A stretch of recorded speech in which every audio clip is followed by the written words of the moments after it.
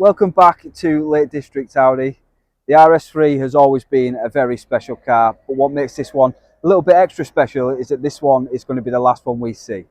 It's no longer in production, and I'm sure you'll agree it looks fantastic in the Daytona Grey. It does pack a punch at 400 horsepower and 500 newton meters of torque.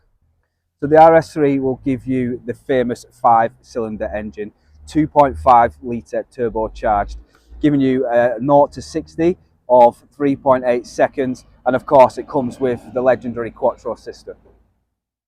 This car has been very well sought after over the last 12 months, so much so that some people have waited up to 2 years to come and collect their car from us. This is the last RS3 that we're going to see this year. This car will not hang around. If this car is for you, please do not hesitate to come see us this weekend, or even give us a call for a little bit more information. We look forward to seeing you again.